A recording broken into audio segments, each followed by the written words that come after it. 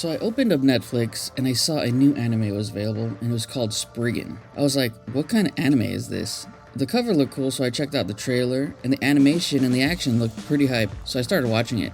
This anime had a real throwback feeling to it, like animation from Akira or something, so I had to look up what was it about. This anime was a reboot from 30 years ago, and an even older manga. It was 6 episodes long, so I was like, alright, I'll watch it. After watching the first couple episodes, I can tell there's a different tone compared to anime made now. You can tell this is an anime meant for the 90s, but they freshened it up with like cell phones and stuff, but the longer you know it was built different. It's about a protagonist, Yu Ominae, who's part of a special forces program called Spriggan, that allows him to access special tech that he wears called an armored muscle suit, and he goes all Master Roshi when it's activated. His movements felt powerful and agile like Spider-Man, but without the web slinging. Anyways, the Spriggan program is this special forces that protects evildoers from gaining power from an ancient advanced civilization. This civilization left remnants of theirs, like business cards with like hieroglyphics or something, and it's said to protect their ancestry no matter what. So you and I and the Spriggan, pretty well resource program too, has access to scientists and powerful tech. What I come to find continuing to watch is the animation. The animation is great. It's a good mix of 2D and 3D, and I know anime communities cringe when it goes full 3D, like you can't go full Pixar,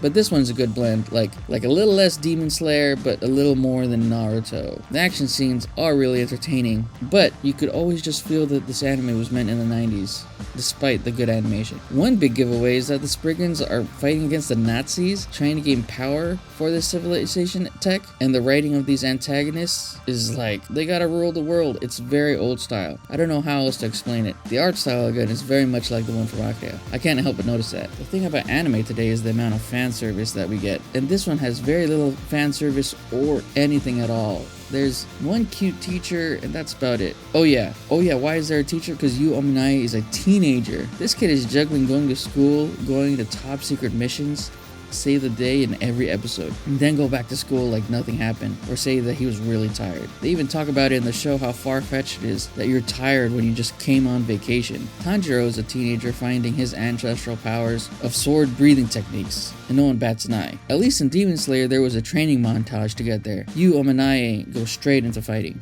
Every episode of Spriggan you have to deal with a new threat, some has to get through it, and sometimes barely a scratch on him and has to go to school the next day. There's a lot of suspension of disbelief in the series, as much as many anime, but when you add all of it up, it's a fun show. Even though one of the enemies is like a punk kid that has the power of pain, and you practically beats him with words. If you have 6 episodes of spare time for this show, I'll give it a try. Just don't expect any fan service and a lot of action with 90s tropes. If you've watched it already, let me know your thoughts on it. And if you watched till the end of the video, comment with Yu Ominae in the post, and I'll see you in the next video.